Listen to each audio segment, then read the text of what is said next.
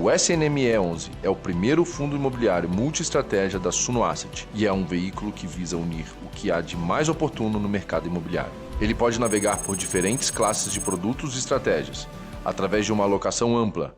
Os interessados no SNME11 poderão reservar cotas por apenas R$10, sem reserva mínima, a partir do dia 23 de novembro de 2023. Saiba mais sobre essa novidade da Suno Asset. É só consultar o seu assessor de investimentos.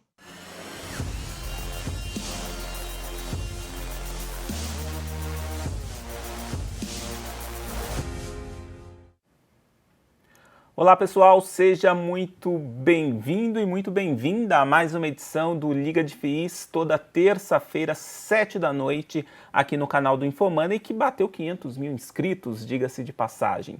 Seja mais uma vez muito bem-vindo. Hoje a gente recebe o André Bassi, famoso investidor de fundos imobiliários, que vai falar um pouquinho mais sobre a rotina e as estratégias de quem já vive de renda com os dividendos dos FIIs. Reunimos muitas perguntas do nosso chat para passar curiosidades, né, dos nossos investidores, para passar para o André Bassi hoje. Tudo bem, Mafê? Como vai? Boa noite, Léo. Boa noite, pessoal. E realmente, né, toda vez que a gente tem aqui o Bassi como convidado, é no mínimo aula, né? Sim, sem dúvida nenhuma. E hoje eu também tô afiada, viu, Wellington? Bassi que se prepare. Muito bom, muito bom. Edição super especial, nossa penúltima edição do ano, né? Sim. Então vale muito a pena ficar atento. Aliás, o Otuki diz que quem vive de renda dos dividendos dos FIIs, como o André Bassi, né, fica o dia inteiro na rede, em frente ao mar, com o celular na mão, só recebendo as notificações dos dividendos entrando na conta. Será que é isso mesmo, Mafê? Não, e como a gente já sabe, né, o Otuki está saindo de férias e a gente vai revelar o destino. Sim. Mas aí vão ser férias eternas.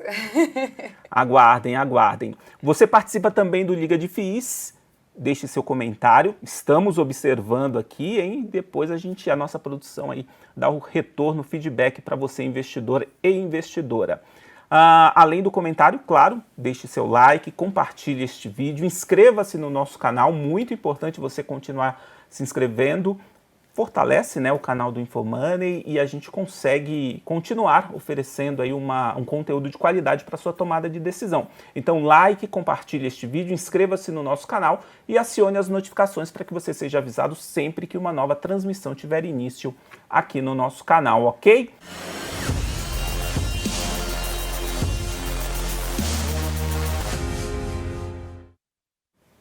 André Bassi, mais uma vez, seja muito bem-vindo ao Liga de FIIs. Obrigado pela participação. Obrigado pelo convite, o Ayrton Mafê, Otuki. Finalzinho do ano, né? São Paulo com um clima agradável, né? Depois dessas confusões todas. Bora ver o que tem para o ano que vem, o que teve nesse ano e bora se divertir com esse mercado. É isso aí, tem pergunta difícil aqui para você, viu, André Bassi? Já vou logo avisando, porque o pessoal tá afiado aqui, né? A gente reuniu muitas perguntas das participações do Bassi, que muitas vezes a gente não conseguiu repassar no programa, e até de outros investidores que participaram, né? Compartilharam a experiência de viver de dividendos dos FIIs. Infelizmente, a gente não conseguiu repassar essas perguntas, pelo menos na totalidade. E hoje a gente fez esse apanhado e vamos discutir aqui com o André Bassi. Mas antes de começar nosso debate, claro, boa noite do Thiago Otuki. Tudo bem, Otuki? Tudo certo, Wellington. Boa noite, Mafê. Boa noite, Bassi. Obrigado pela sua participação aqui também no nosso programa. E, claro, sempre boa noite aí para toda a nossa audiência. Ô Bassi, para contextualizar, né, antes até de a gente entrar nas perguntas, eu queria que você só respondesse há quanto tempo você já vive dos dividendos dos FIIs, dos fundos imobiliários, até difícil, né, mas até para quem não te conhece, só saber quem está ouvindo, né, há quanto tempo você vive só dos dividendos dos fundos imobiliários e se hoje você tem uma outra fonte de renda que te proporcione recurso até acima do que você ganha com os fundos imobiliários. Eu pergunto isso porque a gente tem muitos exemplos, né, de pessoas que já conseguiram, né, já têm uma independência financeira só com os dividendos dos FIIs, mas continuam trabalhando e gerando até uma renda até maior do que recebe com os fundos imobiliários. É o seu caso? Contextualiza aí pra gente. Bom, bora lá. Não é o meu caso. Eu, assim, sou poupador desde, acho que 2000, os anos 2000. e investidor de bolsa, quando teve aquela euforia de 17 e minto, 2011, 2012. E, poxa vida, consegui independência financeira um pouco depois disso, já está completando quase 10 anos que eu estou independente, que eu pelo menos pedi demissão do meu trabalho no banco, eu era funcionário do Banco do Brasil. Foi um momento tenso para toda a minha família, né? Nossa, pedi demissão de um trabalho que é praticamente concursado. E não, respondendo a última, a minha maior fonte de renda disparado de longe é crédito que cai na conta sem ter que fazer nada, né? Você tem que dar uma administrada, tem que acompanhar, não pode largar. Mas é renda de salário acumulado. O que é um pouco diferente da minha história, que por muito, muito tempo, nesse meu tempo de poupador, só poupador e depois investidor, que eu fiz um nível de reserva alto para poder parar de trabalhar tão rápido, antes dos 40. Tinha um nível de reserva entre 20% e 30% do salário. E foram anos meio conturbados, né? O Brasil ia, não ia, ia, não ia, ia, não ia, ia, não ia. E é até estranho falar isso agora, mas os anos que o Brasil não ia é o ano que você investia a 14% ao ano, 15% ao ano. A gente está falando de que ano? Olha, depois da euforia de 2008 teve uma longa crise, depois da euforia de 2012 teve uma crise mais longa ainda. Aí no meio do caminho teve Joel CZD, caminhoneiros e carro, depois teve a pandemia, agora depois da euforia de 2019, 2020 foi um ano de euforia, foi um ano de máxima, né? Os primeiros dias do ano pelo menos. Então, crise. Depois de 2008, crise. Depois de 2012, crise. Depois de 2020, crise. Teve um monte de crises longas aí no meio do caminho. Vários testes, né?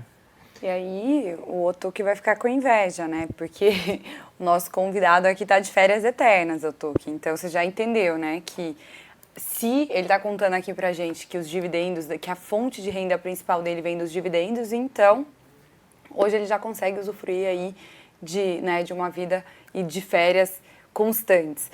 Mas, Bassi, eu queria entender um pouco em relação da estratégia relacionada a esses dividendos que você recebe mensalmente. Então, eu imagino que parte desses dividendos você deve reinvestir e imagino que uma parte desses dividendos, então, você utilize ali para usufruir, né, sua vida, enfim, para não ter mais necessidade de trabalhar, assim como você mesmo falou, já ter a sua independência financeira. E aí eu queria entender um pouco dentro da estratégia desse reinvestimento, o que na verdade, assim, se você tem uma estratégia já consolidada, por exemplo, eu sempre vou fazendo novos aportes, mais dos mesmos que já estão na minha carteira, ou não, eu vou fazendo eventualmente novos aportes em outros fundos e vou cada vez mais diversificando. Você tem um número máximo de fundos que você gosta de ter na sua carteira, ou não? Ou você... São várias perguntas numa só, mas que estão associadas com a sua estratégia de reinvestimento. Bora lá. Sim, hoje sobra um pouquinho para reinvestir, um tanto para reinvestir. Tanto é que propositalmente eu estou subindo meu padrão de vida, né? Já estou num nível de independência financeira.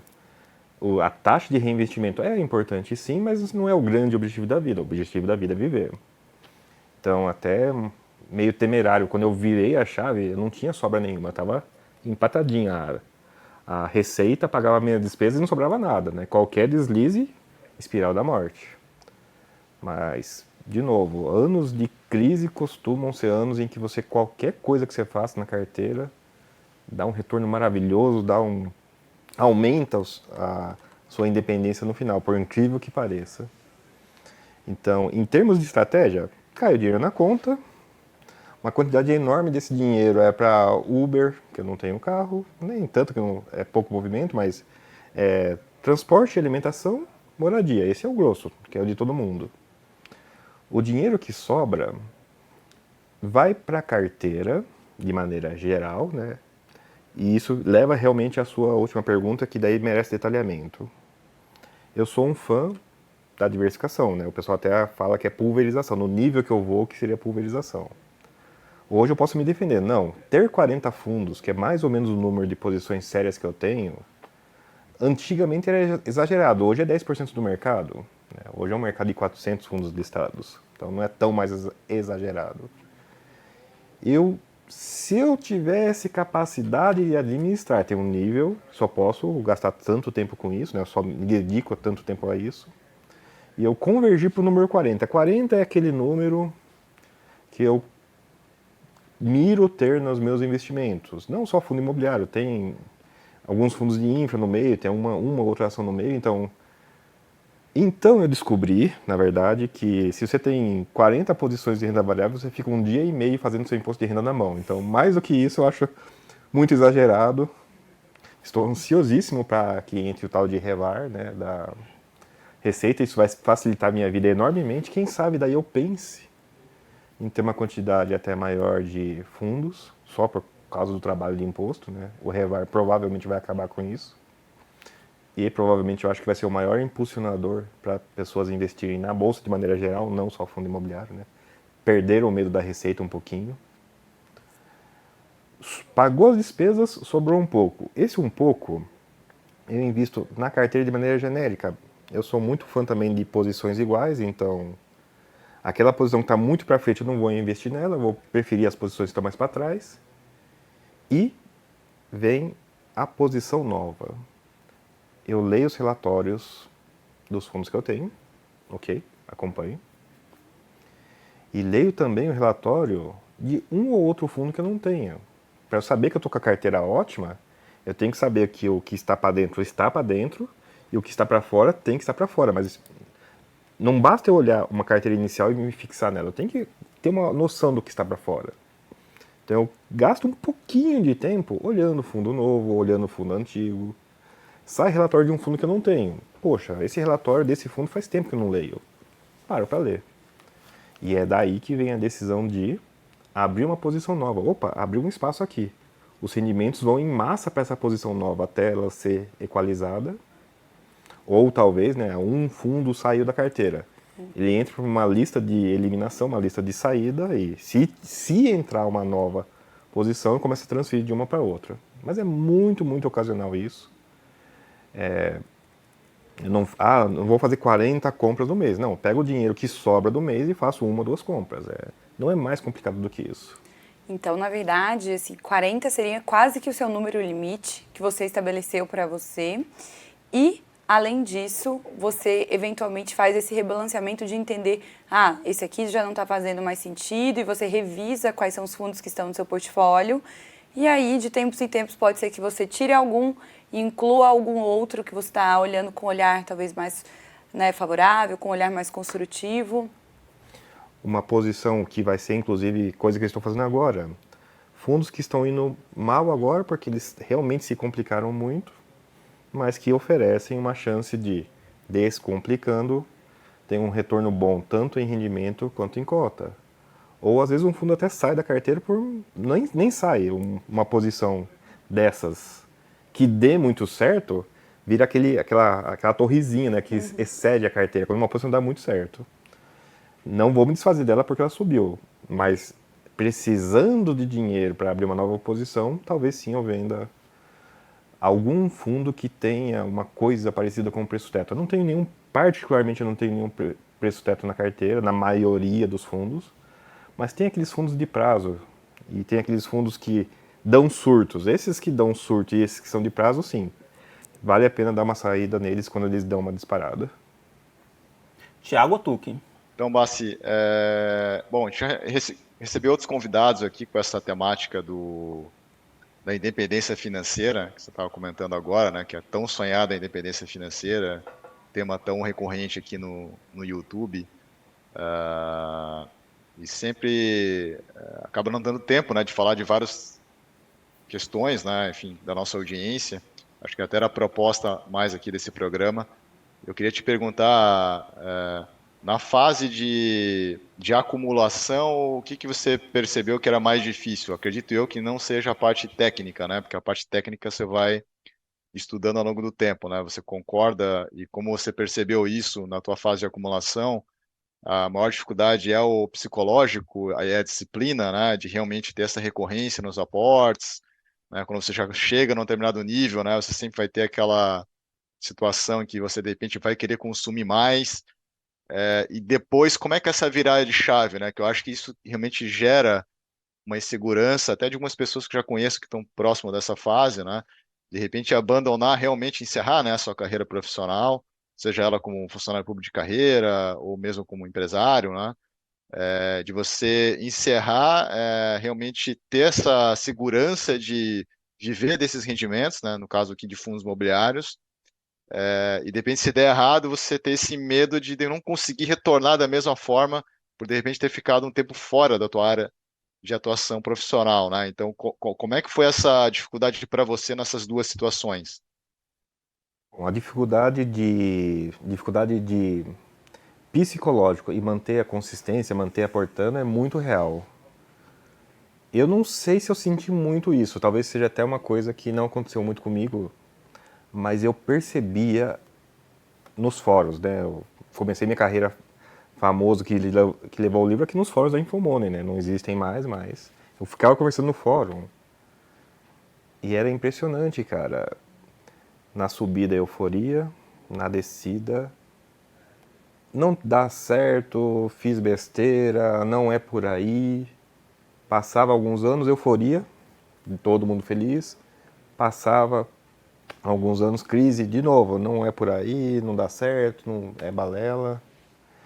Eu acho que a crise é o melhor instrutor para, vou virar a chave e tenho medo de não conseguir voltar. Esse medo de não conseguir voltar é verdadeiro, mas se você investiu por um longo período e pegou as crises, isso que talvez dê a confiança de você fazer a virada de chave com mais tranquilidade. Você vê que o negócio vai bem na fase boa e não desaparece na fase ruim. Essa é uma coisa. Mas a outra coisa é virada de chave mesmo. A minha virada foi abrupta e dessa experiência eu digo para ninguém ter uma virada abrupta. Faz mais suave. Baixa a rotina de trabalho, se não horários, a quantidade de dias. Tira férias cada vez mais longas, sim, eu vou aproveitar essa piada. Não faça virada súbita porque pode dar vários desarranjos. É melhor uma virada tranquila. Aqui a renda passiva, a independência financeira, não é tudo nada também. Se você está na metade do caminho, você já tem uma renda passiva de 50%. A sua necessidade de salário, tecnicamente, diminuiu pela metade. Você vai aproximando dela, e uma hora ultrapassa, mas não é uma virada total e completamente. Não, hoje eu estou independente, amanhã não estou. Renda variável, nem dá para fazer isso, né? Porque ela vai, né, tremendo e não tem uma grande virada. A sensação é estranha, tá? A minha virada foi abrupta, foi ruim, em termos psicológicos. Você realmente tem um baque, você se sente perdido, então eu digo para todo mundo, faça o mais trivial possível. E conversando com Uber, 99, taxistas, e o pessoal fala disso às vezes, você tem que gastar uma quantidade de tempo enorme com o pessoal que está pensando em investir, focando nessa fase. Como que é parar de trabalhar? Porque o pessoal trabalhar já está resolvido. Mas parar de trabalhar é uma coisa completamente maluca para a maioria das pessoas. De fato é. Sim, Bassi. E aí, do ponto de vista prático, não sei se você fez isso, mas de repente até você poderia recomendar para quem vai fazer. Então, você tem uma determinada renda, né, que você hoje é satisfatória, te garante um conforto, que é, por exemplo, quem está trabalhando é o seu salário, né, ou quem é um empresário, um prolabore. Então, no momento que você decide encerrar e tendo essa percepção, principalmente que te vivenciou isso na prática nesses últimos anos, né, com um monte de economia, a gente chama de choque, né, totalmente aleatório, você não tem como prever, que impacta patrimônio e renda. Tá? Você acha necessário, então, a partir daquela renda que é satisfatória, né, que você chegou, conquistou, através de uma renda passiva, que te permite ser independente financeiramente, é bom ter uma margem de segurança a mais que você receba, justamente para ajustar um choque desse, como foi a pandemia, que você não tem como prever, e aí você ficar mais tranquilo. Qual é a sua percepção em relação a isso? Sim, tem que ter um excesso de renda. De novo, quem estava empatadinho na pandemia se explodiu junto com a pandemia. Na crise, qualquer outra que veio antes, mas ter uma margem de salário é extremamente importante, porque se for depender de renda variável varia não só o patrimônio, mas a renda. Mas, mais do que isso, a tal de reserva de emergência mostra o seu valor nesse assunto também. Não é só por causa de aperto momentâneo de bolsa para quebrou o carro, alguma coisa assim, não. Uma reserva de emergência é importante nesse tópico do excesso da margem. A pessoa que tem um salário de funcionário público, tem uma margem de poucos meses, 3 meses. No geral, a gente fala na média 6 meses como regra geral. E para profissional liberal, a gente fala 1 ano de reserva de emergência, que não é um dinheiro que nem é um grande investimento, é um dinheiro que tem que ser líquido. E é importante vou focar no profissional liberal, 1 ano de reserva de emergência.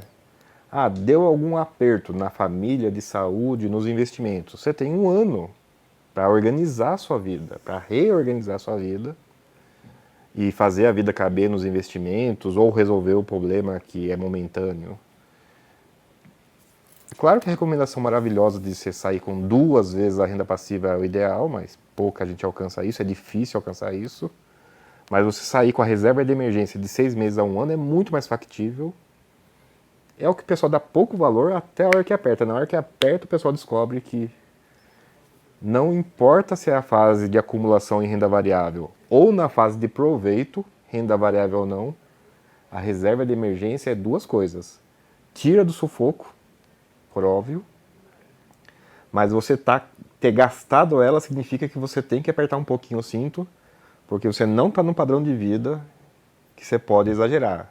Usou a reserva de emergência, você tem que recompor a reserva de emergência, porque ela é também um indicativo de que você está um pouco mais seguro de tê-la ou não seguro de não tê-la. Você está falando da reserva de emergência, mas agora olhando por outro ângulo aqui, o outro que comentou realmente, né, para como que você faz nesses momentos, talvez pensando no âmbito da renda. Agora eu vou falar no âmbito do patrimônio. Então, como que você lida com alguns momentos, porque a gente está falando aqui de fundos imobiliários que são, né, renda variável. Então, ou seja, eles estão sujeitos a essas oscilações do preço do valor ali na tela, né, do seu aplicativo, enfim, do seu home broker. E aí, como que você lida? Eventualmente, seu patrimônio teve uma desvalorização significativa por algum motivo. Como que o investidor deve, na sua visão, lidar com situações nesse sentido? E eu imagino que durante a pandemia você deve ter, né, sentido na pele, né, algumas situações como essa, né, que alguns fundos ali acabaram se desvalorizando significativamente, e até pensando, né, a gente sabe que olhando num prazo longo, a gente está falando da nossa economia é cíclica e a gente sabe que os fundos de tijolos, eles andam basicamente na contramão da taxa de juros Selic. E no nosso país, a gente tem um histórico aí de altos e baixos, né? Altos e baixos dessa taxa de juros. Então, a gente entende que em alguns momentos, né, dado essa correlação negativa, alguns momentos serão menos favoráveis para essa classe e, consequentemente, isso vai ter um impacto direto ali no preço da tela dessa classe, desse perfil de fundos. Enfim, no final das contas, a minha pergunta ela é uma só. Como você lida quando você vê que um fundo vale tanto, mas ele está negociando com desconto expressivo? Como que você lida quando você vê, eu tinha tantos mil investidos e agora meu patrimônio se reduziu? O que o investidor tem que fazer em momentos assim, na sua visão? Bora lá. Como o investidor deveria lidar com esses momentos? Com fleuma, com indiferença? Fácil de falar, difícil de fazer, né? A maioria das pessoas não tem essa fleuma. Como que eu lido, ou como eu cheguei, como eu aprendi a lidar com isso? O meu, né, análise, qual que é o meu indicador financeiro de fundo imobiliário? Chama-se um só, relatório gerencial. Eu acompanho meus fundos para além desse preço do ticker que pisca, para um pouco além do rendimento também, que em alguns fundos são estáveis, mas alguns fundos são extremamente instáveis. Então, saber que um fundo é instável é necessário para você investir num fundo com essa característica. Você não pode nem achar ruim quando o fundo dá um salto para cima ou para baixo, porque ele é instável. acompanhando os relatórios, você ganha confiança. Ah, o imóvel existe, o crédito existe, as garantias existem. Isso gera, não a segurança, mas gera a tal de fleuma, a tal de indiferença. Você começa a olhar mais coisas que não vai vendo o preço, que é o que significa patrimônio na corretora, né? É o investido a valor de mercado. E, poxa vida, chega a ponto de que esse outro indicador, que é a existência do imóvel, a existência do crédito, garantias, blá blá blá, ele fica maior, ele ocupa um espaço gigantesco na minha cabeça e a tal de preço que vai e vem ocupa um espaço menor, ele se incomoda menos ou não incomoda. Tá, você estava fazendo a pergunta e estava me lembrando aqui do final de 2000, acho que não é final de 2020, é comecinho de 2021, que alguns fundos e algumas ações voltaram a negociar em preços de pandemia, né? Preços abaixo até da pandemia. Ele falou assim, poxa vida, a gente já passou pelo grande pior e se abrir fóruns, principalmente, o mundo está em chamas, mas tanto nessa época aí como agora, e eu percebi isso recentemente em algumas conversas, o cara tá falando, nossa, tá ruim, tá ruim, tá ruim, patrimônio caiu, caiu, caiu. Daí eu percebi que a pergunta não era essa, a pergunta é, nesse momento você está segurando dinheiro para investir ou nesse momento você está matando cachorro a grito para arranjar qualquer um centavo e pôr dinheiro agora? Não é unânime, por óbvio, mas a imensa maioria das pessoas está caçando dinheiro para investir agora. Daí, nessa hora eu paro e pergunto, cara, esse é um momento bom ou um momento ruim, afinal de contas? A primeira crise assusta pra caramba. Ainda mais uma crise da pandemia mesmo. Tinha um grupinho lá de fundo imobiliário, a gente estava zoando o pessoal de ação. Nossa, foi pela metade, foi para um terço, né? Até aquele dia lá que o fundo imobiliário também deu uma agulhada lá que ele chegou perto do menos 50 em relação ao topo. Daí a gente, né? Foi o nosso dia, não foi o dia da ação aquele. Mas, tirando essa crise muito específica, tem esse momento que você pergunta para o investidor, para o analista, se ele está líquido ou se ele está investindo. E eu acho que essa é a pergunta.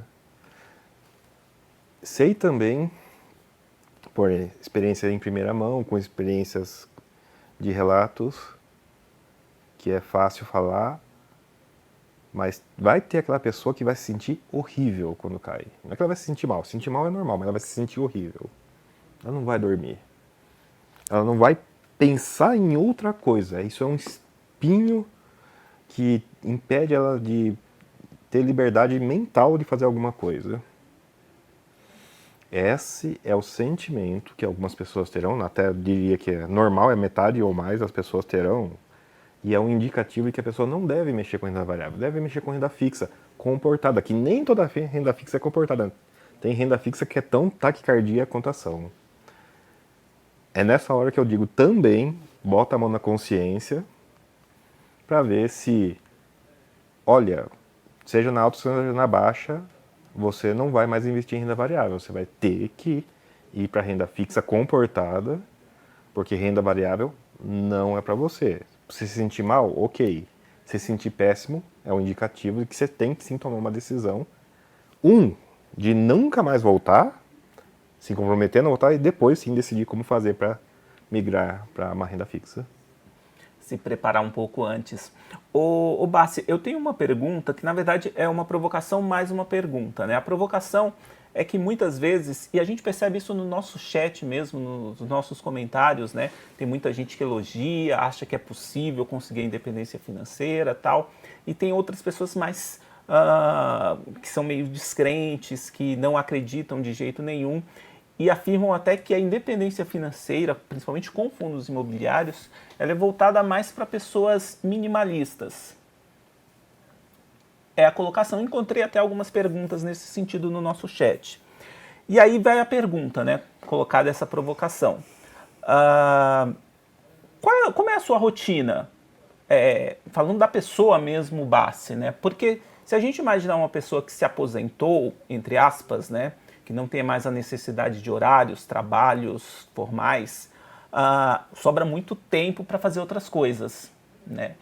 E daí a minha curiosidade, como é a rotina do Bassi? Você já destacou aí que lê 40 relatórios todo mês, né? Como é a sua rotina? Você acorda que horas? Tem um horário certo para fazer esse tipo de coisa, relatórios? Acompanha mais o quê? Viaja? Como é a rotina do Bassi após a independência financeira? Bom, vou dar um exemplo extremamente concreto, não que hoje seja típico, mas de hoje, por um exemplo, né? Bom, uma bom da independência financeira é que você não tem mais despertador. Você acorda a hora que você quiser. Claro que se você quiser acordar cedo, põe um despertador ou dorme cedo, mas minha rotina típica é acordo umas 9 horas, mais ou menos por aí. Ler 40 relatórios é uma coisa assim, nossa, é muita coisa, eu não consigo nem ler uma página. Pessoal, é 40 relatórios no mês. Em 20 dias úteis é 2 relatórios por dia. Os relatórios têm 15 páginas, mas depois que você leu eles algumas vezes, você percebe que só 1 ou 2 páginas é relevante, porque é só 1 ou 2 páginas que mudam. Então eu estou falando de ler 4 páginas por dia. Não é demorado fazer isso. Nada demorado. Então acorda perto das 9, levanta, toma banho, toma café. Um pouco antes da bolsa abrir, que sim, eu gosto de acompanhar a leilão de abertura, leilão de fechamento. Abro lá o computador para ler os relatórios, ver se saiu algum fato relevante de noite, se vê se saiu algum fato relevante de manhã, se saiu, se dá para estudar alguma coisa, se modifica alguma coisa na vida, e é quase nunca que não. Daí é por aí até daí chega umas 11 horas, começa a decidir onde eu vou almoçar, né? Não almoço em casa, é só delivery ou restaurante, né? No cozinho. Acho que eu nunca cozinhei um feijão na minha casa desde que mudei para minha casa aqui agora. Mas não, minto, teve uma feijoada, mas que foi só aquecer, esquece, voltando. À tarde daí eu tenho meus hobbies, que são relacionados à minha formação. Eu sou coordenador, é praticamente um trabalho voluntário, eu não penso nesses termos, mas sou coordenador de uma tradução para português do Brasil de um manual de uma linguagem de programação, blá blá blá. Legal. Tenho os meus amigos de TI que vivem entrando em rolos e de vez em quando eu ajudo eles nesses rolos, apaga incêndio, é uma profissão que eu estou diminuindo agora, quase não teve esse ano. E, por exemplo, vim para cá hoje, né, para fazer a gravação, mas à tarde eu estaria, provavelmente, numa terça eu pego como teve hoje, para ler pautas da CVM, né? A CVM faz julgamentos geralmente numa terça-feira, então eu teria lido as pautas da CVM para aprender alguma coisa, ver se teve algum rolo. Daí, um pouco de YouTube, um pouco de música, sento na poltrona para ler, saio de novo para passear, pegar São Paulo que está tendo uns dias agradáveis até. Final de noite volto para casa, faço a segunda leitura de relatórios, se saiu alguma coisa, acompanho o leilão de fechamento, que também eu gosto. Daí para de noite, anime, Netflix. A janta manda entregar, não tem que cozinhar, não tem que lavar. Né? O pessoal me zoou, nossa, sua blusa tá no saquinho. Foi a roupa lavada me entrega assim, entrega as peças no saquinho. Eu já só tirei a blusa do armário. Já passa a bola pro Otuki. Dá para dizer que após você começar a viver só com os dividendos dos FIIs, suas despesas, até em função desse tempo maior que você tem disponível para fazer outras coisas, suas despesas subiram ou você reduziu as despesas exatamente para caber tudo no seu rendimento até então? As despesas aumentaram. Aumentaram. No ano que eu parei, não, mas ao longo do tempo, sim. Poxa vida, não cozinhar nada em casa, ficou caríssimo comer, né? Ainda mais em São Paulo, capital. Brasília também não era muito barato. Cara, eu estou intencionalmente aumentando meu padrão de vida de novo, né? Porque eu estou querendo reinvestir só um pedaço. Mas minimalista foi uma coisa que você falou e eu quero tocar nesse assunto. Sim, muitos investidores tornam-se minimalistas. Eles reavaliam não a importância do dinheiro, mas a importância do tempo versus a receita. ele é modificador de vida você descobrir que sim, esse carro faz eu trabalhar mais meia hora por dia pelo resto da minha vida, e esse não. Eu ter 14 mil itens na minha casa vai me tomar mais tempo das minhas férias do que eu ter 8 mil itens na minha casa. A gente não pensa nisso, nesses termos, normalmente. A gente realmente não pensa nisso. A gente não, se não tiver o exemplo minimalista na frente esfregando na nossa cara, a gente não vai saber isso. Mas lidar um pouquinho com o dinheiro, é que as pessoas nos veem falando de dinheiro sem parar, sem parar, sem parar, e pensam que nossa vida é isso, e às vezes é mesmo, mas não é necessariamente. Mas eu conheço os caras esbanjadores porque eles têm um patrimônio maior e só aumentaram o patrimônio. Eles podem esbanjar. Não é necessário ser minimalista. E a maioria dos casais que eu conheço não o são. No entanto, a maioria dos casais que não, se não investidores, mas entrando para essa via de ter uma aposentadoria autoformada e não totalmente terceirizada, eles são, no mínimo, organizados. Eles sabem o que eles querem fazer no ano que vem, daqui 1, 2, 3 anos. Eu comparo isso com minha quantidade enorme de familiares que, tem um carro, ok, vai trocar, não vai? Ele nunca pensou em termos de qual ano que ele vai trocar o carro. Esse um pouco de planejamento, sim, gera um pouco de minimalismo. Mas eu nem acho que é minimalismo, é pura organização. Fazer amadurecimento também, né? Fazer tudo estabanado, vai ter uma vida estabanada. Se planejar um pouquinho, sua vida vai ser toda organizada, ou mais organizada. É um objetivo de vida também, né? Eu imagino que a pessoa tem que ser exatamente o que ele falou, muito organizada para que tudo dê muito certo como planejado, né? Sim, sim. Mas eu acho que essa questão que o Bassi falou, a partir do momento que você começa a ter uma atenção maior com a sua saúde financeira, com o equilíbrio da sua vida financeira, você vai pegando esses estalos, né? Vai pegando essas ideias. De repente, esse carro aqui é legal, bonitão, mas um carro ali funciona e vai me poupar um tempinho, né? De trabalho e tal. Enfim, é um amadurecimento bem interessante, bem colocado. E eu já estava esquecendo de um recado aqui para a nossa audiência. Tem a nossa newsletter, Liga de FIIs, tem o link aí no nosso chat, né? E também na descrição desse vídeo. Por favor, assine nosso produto aí e deixa nos comentários o que é que você achou. Thiago Otucci. Bom, mas eu queria voltar um pouco mais para a parte de estratégia, mas dentro do contexto aqui que a gente está conversando. Né, Otucci, pode falar, né? Você não gostou do momento caras que a gente abriu aqui com o Bassi, né? Pode falar. Não, só para a gente poder variar um pouco os temas aqui. Que é uma questão acho que eu nunca tive a oportunidade de perguntar para você. Que, por exemplo, lá no Clube FI a gente tem um fórum para cada fundo, te vê que tem alguns fundos que tem fã-clube. Né? Então, aquele investidor que a gente sabe que comprou a cota e possivelmente nunca vendeu e ficou anos, né? Durante, por exemplo, esses anos, já pensando na sua carteira já como independente financeiramente, se tem algum fundo que você mantém, tipo, eu tenho setores que eu sempre tenho na minha carteira, independente do cenário, macro, por exemplo, eu sempre tenho logística, shopping, o corporativo, se tem algum segmento que, por exemplo, não, esse aqui eu nunca invisto, porque eu acho que é muito arriscado, ou não está no meu perfil, dentro desse contexto de independência financeira. Enfim, um pouco dessa tua visão, né, da sua linha estratégica que você tem feito nesses últimos anos. E se tem algum fundo, de repente até que você pode citar aqui que, não, esse fundo eu comprei lá há 10 anos atrás, eu tenho até hoje, por exemplo. Bora lá. Setores, sim, eu tenho setores na carteira que nunca saem. Depois que o Excelência, né, o antigo fundo Excelência, criou o setor de crédito, eu acho que eu nunca deixei de ter crédito na carteira. Crédito eu gostei de ter na carteira, ser credor.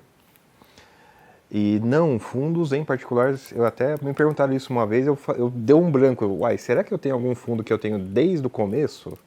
Não, eu não tenho nenhum fundo continuamente desde o começo.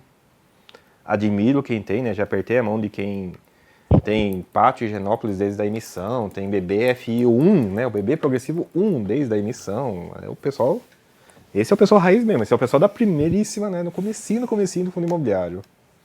Imagina, Higienópolis não era nem isento ainda, né? Fundo imobiliário. E o setor que eu gosto de ter é crédito, ponto. E setores de cidade, de básico de cidade, eu acho que sim, é válido ter na carteira desde sempre, embora eu não posso, eu sou santo pauco nessa hora, eu nem sempre tenho na carteira, mas escritório, logística, é o mínimo. Você faz as cidades, você faz a civilização a partir de logística e escritório. A não ser que você seja o interior do interior do interior do interior, que qualquer coisa que você tem que fazer, você tem que ir na capital resolver. Mas em cidades médias e cidades grandes, você precisa de escritórios e logística. Então, esses são os setores que eu teria continuamente. Escritório, logística e crédito. Cara, acho que fundo mais longo da carteira, eu acho que assim, não teve nenhum que assim eu fiquei continuamente, que mesmo os mais que eu tenha, por mais tempo eu cheguei a sair em algum momento, aquela história de que eu caço retorno real, né? Eu fico focado em retorno real e eu olho o retorno real fundo a fundo. Ah, vai ter aquele fundo que está com retorno real, que está fora da carteira, ele acrescenta. O que está na rabeira, o fundo com menor retorno real, sai da carteira. Então, tem um movimento assim, desculpe, e esse movimento, falado assim parece que é grande coisa, mas não, é um fundo por vez, 2 fundos por vez. No auge da pandemia, março de 2024, numa carteira de 40 e tantos fundos, eu fiz 2 movimentos só, imagina. Um setor que eu não teria, o setor de infra equity, você comprar patrimônio líquido de infraestrutura. Eu sei que não é fundo imobiliário, né, mas é um setor que eu não tenho. Os que eu tive deram muito mal, tem histórico horroroso e fiquei ressabiado com esse setor. Eu prefiro ser credor de infra do que ser o subordinado de infra. Digo para ninguém ter desenvolvimento, fundo de prazo, porque é o setor em que eu ganho muito dinheiro às expensas de quem perde muito dinheiro. Tem muita gente que perde muito dinheiro, né? Um vídeo famoso, inclusive, né, que eu fiz com você. Naquela época lá a gente estava tentando divulgar isso para evitar que as pessoas perdessem com dinheiro com isso, né? Olha só, não adiantou nada, né? Sempre, todo ano tem, o pessoal continua. Desistir, eu acredito que é uma característica fixa do mercado. As pessoas perderem dinheiro nesse setor. Fundos de prazo, fundos de desenvolvimento, fundos de desenvolvimento mais prazo. Eu acho que é por aí, grossamente, a noção da carteira de meses. Nós estamos falando aqui de décadas já, 2 décadas talvez. Ao longo de 2 décadas, não sobrou nenhum fundo na minha carteira ininterruptamente, mas setores sim. E eu não tenho nem sanha de ficar mudando a carteira, mas devagarzinho, um de cada vez, ainda assim, a carteira inteira roda, cedo ou tarde. Nós estamos falando de um prazo enorme. Então é aquela lição que muitos investidores também experientes, até de outros segmentos, que falam que você não deve ter amor a nenhum ativo. Então, né, basta dizer, tem que ser extremamente racional e não deixar esse fator emocional tomar conta das decisões da carteira, né? Podemos dar um exemplo extremamente negativo disso, né? BBFI 11B, né? Um fundo de balcão do Banco do Brasil, né? lá do comecinho. Era um fundo base 1000. Foi basicamente o fundo que me colocou nesse mercado, porque eu vi o dividendo do yield on cost dele e achei absurdo, né? 20 anos atrás, o yield on cost dele era 3% no sistema lá do banco lá, que estava calculando errado, mas, poxa, o que é isso aqui, né? Vamos olhar. Ele perdeu os inquilinos, o imóvel está complicado, finalmente, depois de mais de 2 décadas, estão chegando propostas de compra, talvez essas propostas de compra sejam aprovadas, talvez, que levem a encerrar esse fundo. Esse fundo já negociou por R$4.000, está negociando agora por 1.200, porque chegou a notícia da venda, porque antes da notícia da venda ele estava negociando abaixo de 1.000. Imagina, você comprar um imóvel, 30 anos, e o preço dele de hoje é o preço de 30 anos atrás e está sem renda.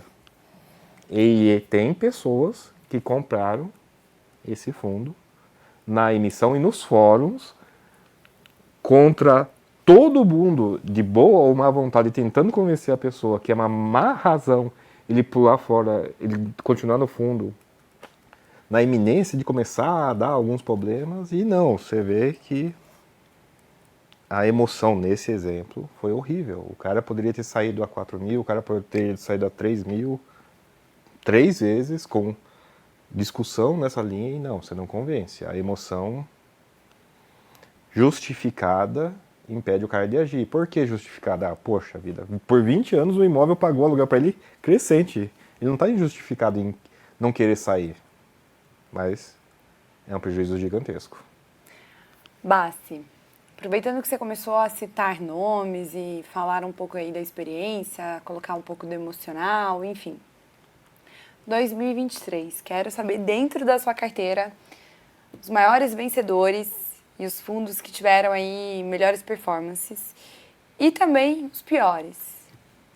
Essa é até fácil porque, né, infelizmente, a minha corretora calcula o lucro e prejuízo lá e coloca na minha tela inicial, né? Não consegui ainda arranjar jeito de desligar.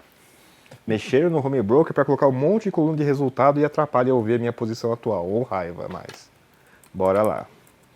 Acho que o fundo que mais foi bem esse ano foi Hotel Max Invest, que nem foi surpresa, né? Foi um setor super amassado na pandemia, e inclusive eu cito como um exemplo maravilhoso de como deve ser uma emissão abaixo do VP, é o exemplo de ouro nesse mercado.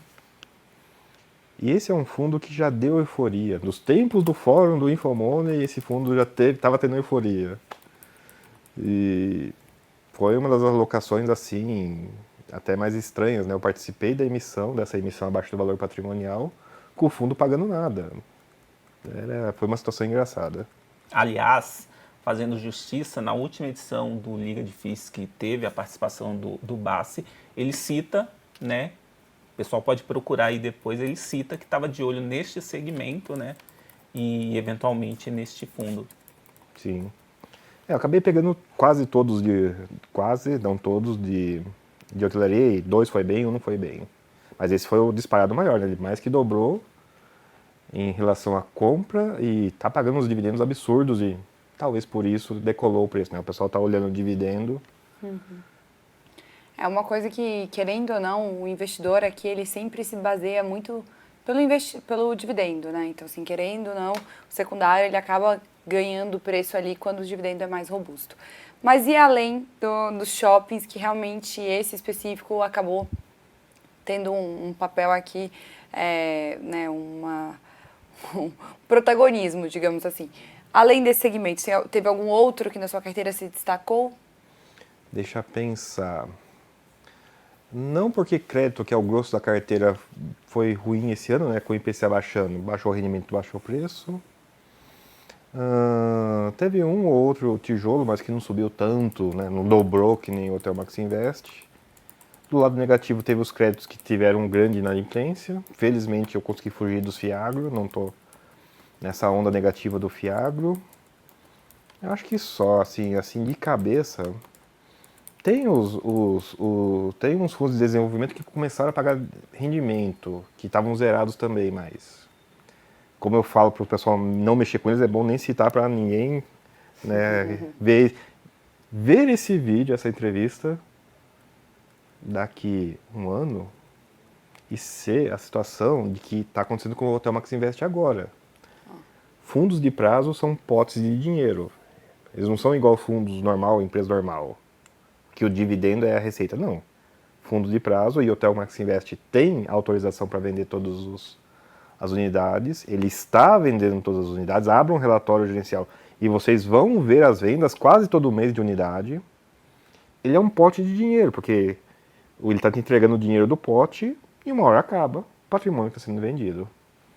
Então, teve sim uns fundos de desenvolvimento que fizeram mais 30, mais 20 por ano, alguma coisa assim, mas é fundo de prazo e são poucos também, nem foi grande parte da carteira não. Ô Bassi, a gente está chegando aqui no nosso final, mas tem 2 perguntas aqui dos nossos investidores que eu queria saber de você, jogo rápido, né? Se você já fez a conta, não. Tem uma do Davi que ele pergunta quantos os dividendos absolutos pagos mensalmente do portfólio de FIIs cresceram mais que a inflação acumulada nos últimos 5 anos, ele coloca. Você já fez eventualmente esse cálculo, pegando até fundos separados, né? Os dividendos, só os dividendos, né, eles têm crescido além da inflação? Você já chegou a fazer esse cálculo? Já cheguei a fazer esse cálculo e mesmo que não tivesse feito, eu consigo responder essa de cabeça. Boa. Minha carteira é quase toda crédito hoje em dia ainda. Crédito é proibido pela legislação de crescer acima da inflação. Então eu sei que quase toda a minha carteira, por regra, não cresceu igual à inflação. Com reinvestimento, sim. Com reinvestimento total, ok, eles estão acima da inflação, a maioria deles. Mas na fase de proveito, que eu até estou, mas estou conseguindo reinvestir ainda, na fase de proveito eu não poderia ter crédito nenhum e digo para as pessoas cuidado com o crédito na fase de proveito por causa dessa regra. Não sei que não está escrito assim na lei, é proibido. Mas fundos de crédito que deram tudo certo, os fundos da Kinea, Certo. eles não acompanharam a inflação e o rendimento, porque, de novo, eles são proibidos de acompanhar a inflação. Alguns poucos fundos de tijolo, que eu não tenho, inclusive, fizeram esse acompanhamento. Exemplo negativo, BBFI novamente, está zerado. Okay. E os fundos de curva J, por incrível que pareça, teve para não dizer que foram todos, teve uma exceção, mas tirando essa uma exceção, todos mais do que renderam muito, muito acima da inflação. Mas são poucos fundos que, sem reinvestimento, crescem acima da inflação. São uma minoria. Boa, já deixa aí no radar então do nosso investidor. Tem uma outra pergunta, teve algum ativo que, não sei se você já respondeu, de repente até já respondeu, teve algum ativo que investiu e se arrependeu? Né, falando sobre fundos imobiliários, qual? Qual? Acho que é o Cel ou Terra, o Cel Cirela ou Terra, um desses dois, que é inclusive imóveis, um deles é aqui perto. Eles me ensinaram sobre investir em imóvel único em época de euforia. E por conta deles eu não caí no Tower Bridge, eu evitei investir no Tower Bridge, Cel Cirela ou Terra. É que um deles eu fiz o trade e eu diminuí o prejuízo, mas também não foi por acaso, então ambos são exemplos negativos. Boa. Mas hoje também vale a gente ressaltar aqui que são poucos os fundos que são monoativos. É uma tendência cada vez maior de que a gente veja realmente essa diversificação maior dos portfólios, uma gestão mais ativa, enfim. Boa. Só realçando. Boa, Mafê. Tem a pergunta também do Felipe Sampaio. Ele pergunta qual setor que não existe ainda no Brasil e que ele, no caso que o Bassi entende que seria legal ter. Infra. Eu sei que fundo de infra, na nossa cabeça ele é separado, mas existem muitos REITs, não REITs norte-americanos, né? Que são de infra e não tem problema eles serem de infra. Metade, um pedaço considerável do fundo ser direito superficiário. Ele tem a posse de uma superfície por um período de tempo. E isso que, na verdade, permite que eles construam infraestruturas em lugares esquisitos. Mas infra e imobiliário é um setor que, sim, seria maravilhoso ter no Brasil. Muito bom, muito bom. Thiago Otuque. A gente tem um concorrente para você aqui, o Nando Insta, viu, Thiago Otuque? É difícil competir com alguém que tem até o Insta no nome, né? Boa, Otuque. Muito Bom, quem bom. quiser me seguir lá, o @Thiago Otuque, né, no Instagram. E, claro, como eu sempre comento aqui, a gente está produzindo uma quantidade considerável de conteúdo também sobre fundos imobiliários no Clube FI, né, o @Clube FI, também no nosso canal do YouTube. Também convido todos a acessarem o nosso site, que é o clubefi.com.br. Lá você vai ter a oportunidade de acessar também muitos conteúdos, ferramentas, enfim, tem muita coisa lá interessante, que é a maior, né, comunidade de investidores aí de fundos imobiliários do Brasil. Muito bom. Nem vou perguntar para a Mafê, redes sociais, porque ela disse que já fechou em 2023, não tem mais Fechou redes. não. Não fechou não? Não, Opa, tá manda lá, tá lá, firme e forte. Isso aí. Para aqueles que querem me seguir, então, tô lá sempre falando sobre fundos imobiliários, FIAGROS, FIINFRA, enfim. as classes dos fundos listados, aqui como analista do Research da XP. Então tem muito conteúdo ali, sempre contando um pouquinho do que está acontecendo, quais são as produções, como é que é um pouco da minha rotina enquanto analista de Research. Tudo isso você encontra no meu Instagram, @mafeviolati, com 2 T's e I no final. E eu tô sempre por lá. Ainda tô bem distante desses 2 milhões do Otuki, né? Que muito famoso ali. Quem sabe eu aprendo com ele para chegar lá. Mas estamos ali todos os dias mostrando um pouquinho de como é o meu trabalho. Os fakes. Os fakes Ainda continuam? deram uma Boa folga. notícia. Mas não vamos falar não, porque Boa é só notícia. falar que eles voltam. Desculpa. Edito, corta. Ô Bassi, você tem tempo para... Faz parte da sua rotina abastecer as redes sociais? Sim, faz parte da rotina. Eu acho que só tem o Insta. O meu Insta é André LFS Bassi, mas vocês vão ver foto de praia lá, vão ver fotos de alguma flor muito diferente que eu veja pela cidade. Tive agora na praia, tô para postar uma foto de uma ponte enferrujada. É isso que eu posto nas minhas redes sociais. A beleza do dia a dia. É isso. É isso aí. E os lugares por onde ele passa, né? Sem dúvida nenhuma, né? O cotidiano de André Bassi. Usando os dividendos. Exatamente. Bassi, muito obrigado mais uma vez aí pela participação aqui no Liga de FIIs. Portas sempre abertas para você, né? Um ícone aí do segmento de fundos imobiliários, né? Tem colaborado bastante aí com o segmento, inspirado muita gente. Muito obrigado. Já desejando um ótimo 2024 para você. Obrigado novamente pelo convite. Espero que o pessoal goste das histórias, né? E bora lá fechar esse ano para começar o ano que vem, né? É isso aí. Quero agradecer também a nossa audiência, nossos investidores e investidoras que tenho certeza mais uma vez participaram bastante aí do nosso chat. Mas dá tempo ainda, né? Deixar like, compartilhar este vídeo, inscrever-se no nosso canal e acionar as notificações, dar aquele tapa de leve no sininho para que você seja avisado sempre que uma nova transmissão tiver início aqui no nosso canal. Semana que vem a gente vai falar sobre a carteira da Mafê Violati e do Danilo Bastos. Danilo Barbosa.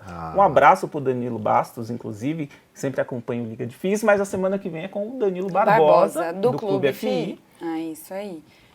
Ele e a Mafê fizeram a carteira, né? Uma carteira, foi mais ou menos em agosto, setembro, isso, Mafê? Acho que era em agosto, para entender quais fundos, né, queriam performar bem nesse segundo semestre de 2023. A gente nem passou rebalanceando mês a mês, hein? Vai ser uma carteira que foi montada em agosto. Então... Legal, a gente vai fazer o balanço dessa carteira e eventuais ajustes, né? Então não perca, já deixa aí anotado na sua agenda semana que vem aqui no Liga de FIIs. Até lá, pessoal. Tchau, tchau. Tchau.